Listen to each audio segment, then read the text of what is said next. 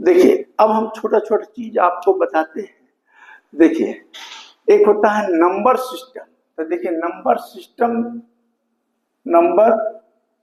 System तो आप लोग पढ़े हैं, ये सब जानते हैं बच्चे, समझे। तो ये सब नंबर सिस्टम में क्या होता है, एक होता है नेचुरल नंबर। तो नेचुरल नंबर होता है, तो नेचुरल नंबर जो हम लोग लिखते हैं वो लिखते हैं natural number 1 2 3 up to infinite, जहां तक रहेगा ये नेचुरल नंबर रहता है, ठीक है। और एक होता है क्या, देखिए नेचुरल नंबर होल नंबर रहेगा तो क्या करेंगे, जीरो लगा देंगे, 0 1 2 3 अप टू इनफाइनाइट। अब रही सवाल, एक होता है इंटीजर। तो इंटीजर भी जानते हैं कि इंटीजर जो होता है 0 है, 1 है, 2 है, 3 है, अप टू इंफिनिटी।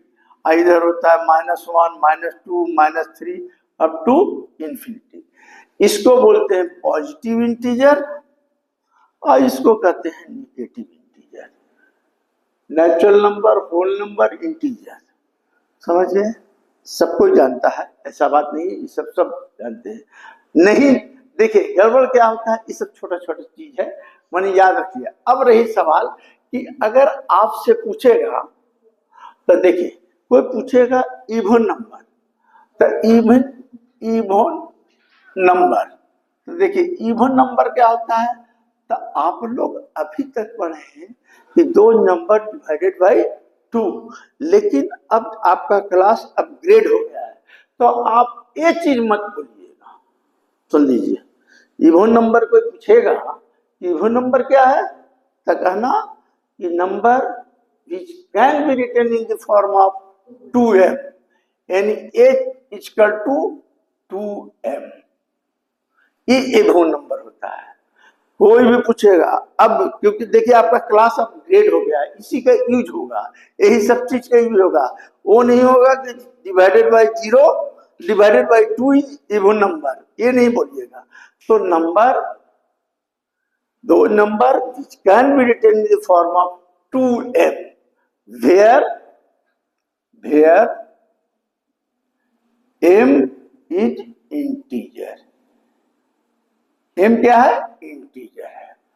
ये बोलिएगा 2 number which can be written in the form of 2m where m is integer, तो वो हो जाएगा इवन नंबर। अब रही सवाल कि इंटीजर है, तो इंटीजर आप खुद बताए हैं कि इंटीजर किसको बोलते हैं, इंटीजर बोलते हैं कि 0 1 2 अप टू -1 -2 अप टू, जितना तक बोल सकते हैं।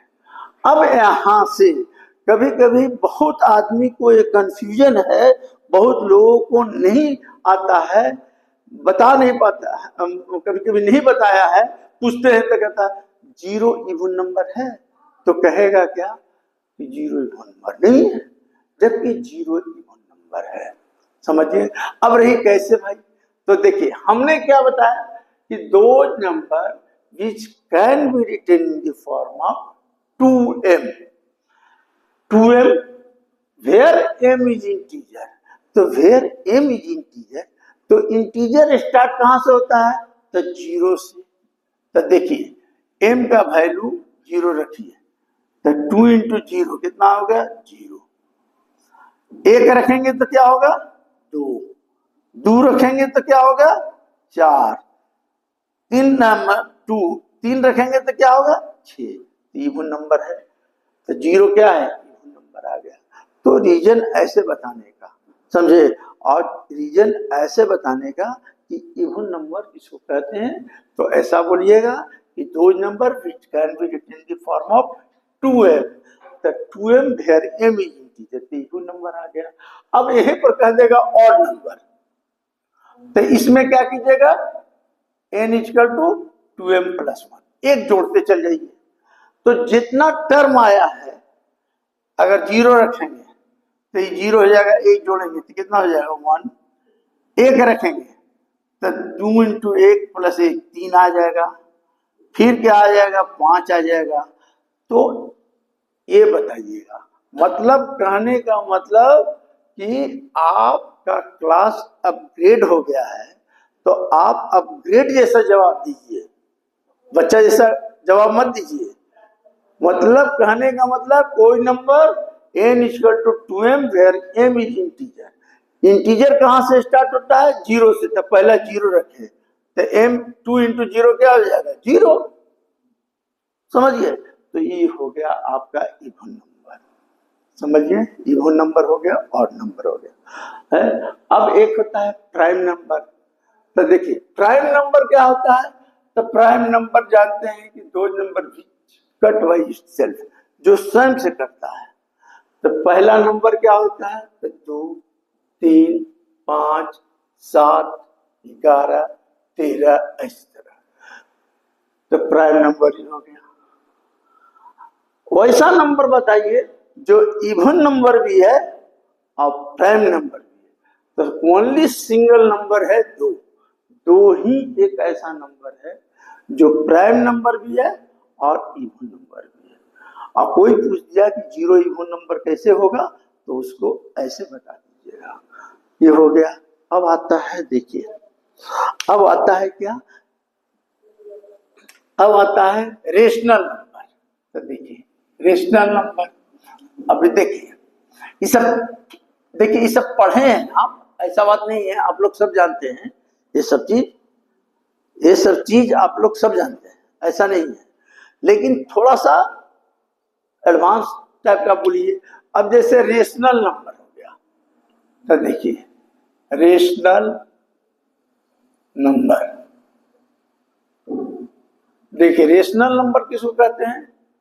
तो बोलिएगा दो number which can be written in the form of p by q and q is not equal to 0। नीचे वाला जीरो नहीं होना चाहिए।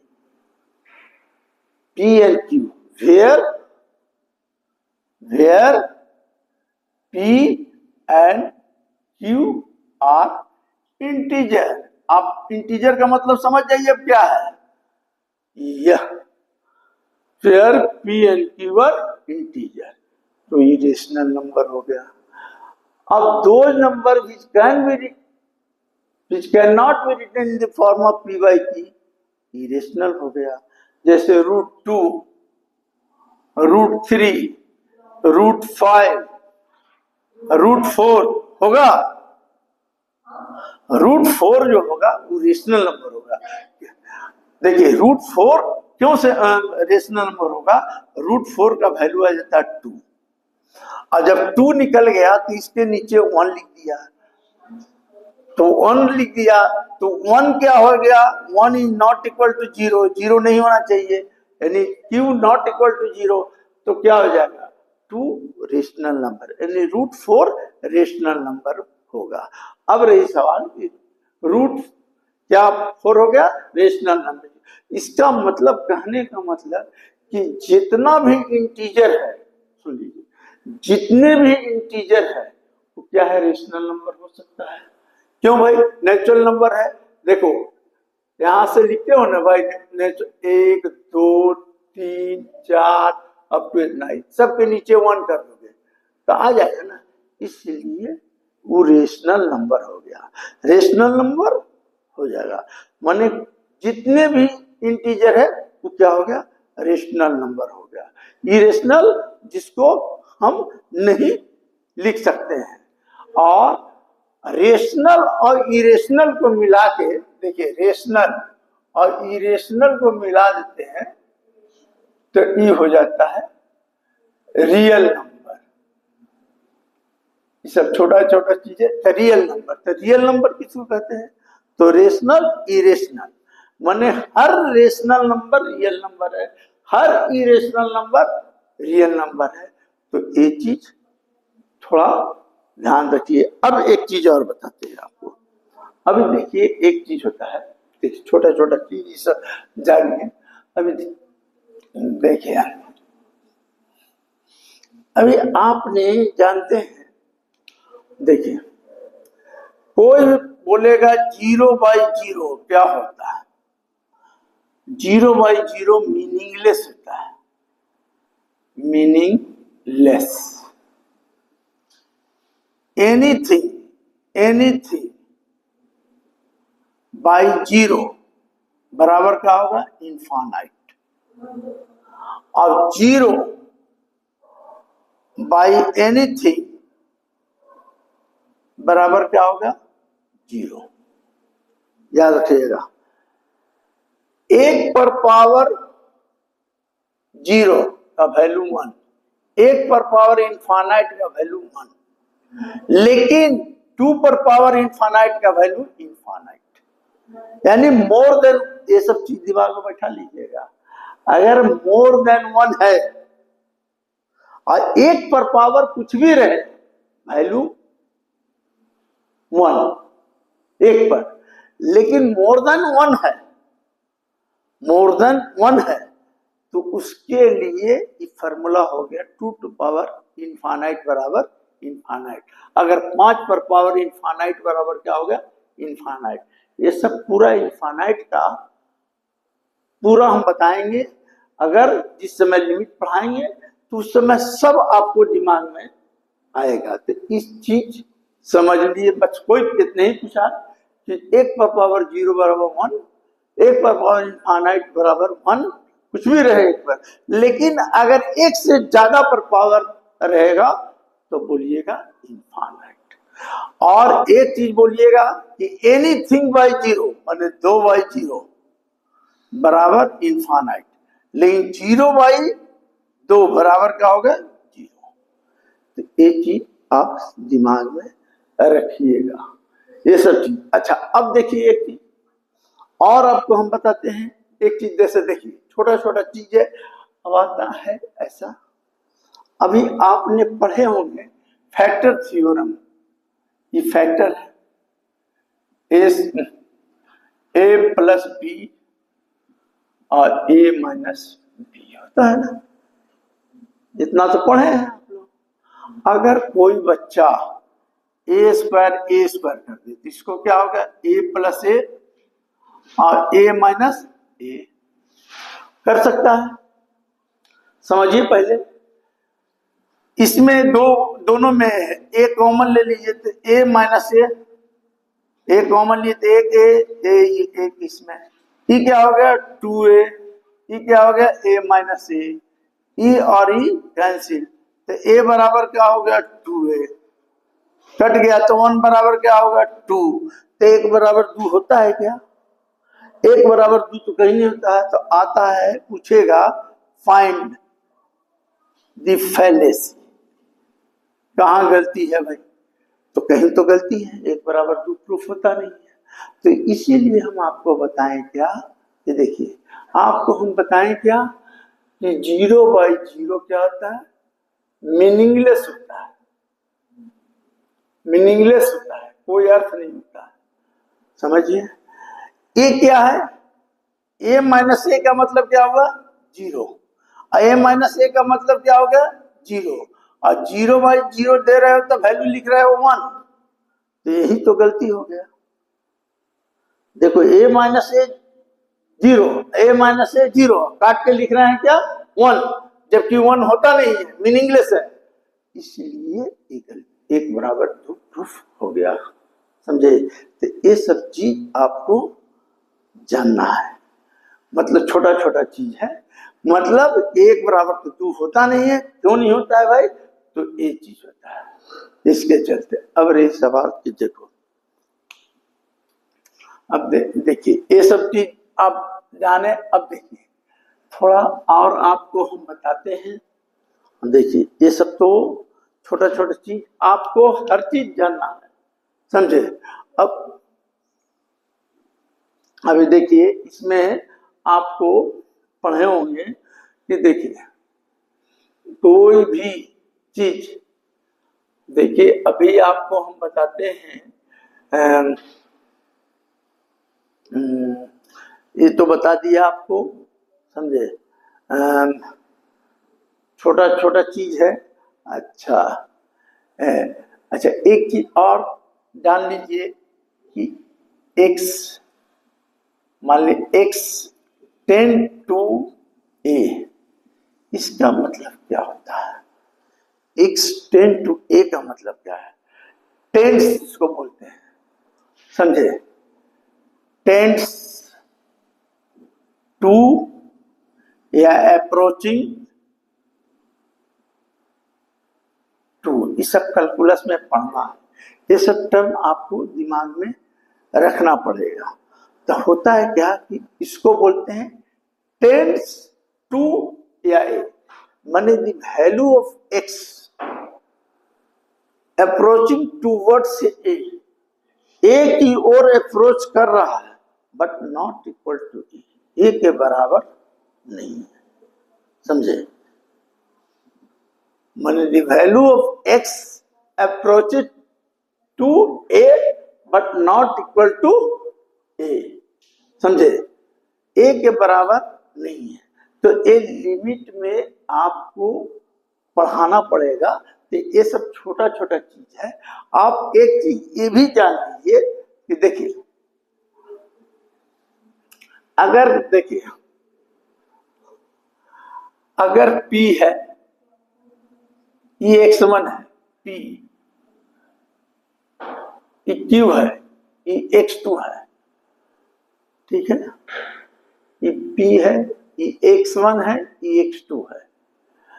तो अगर x2 चेंज को लिखते हैं डेल, इसको क्या बोलते हैं, डेल, याद रखिएगा, इसको बोलते हैं हम डेल। तो इसको लिखते हैं हम लोग क्या, x2 में से x1 घटा लेते हैं, x2 माइनस x1, तो इसको लिखते हैं हम लोग डेल x। डेल x का मतलब हो गया x2 माइनस x1, माने स्मॉल चेंज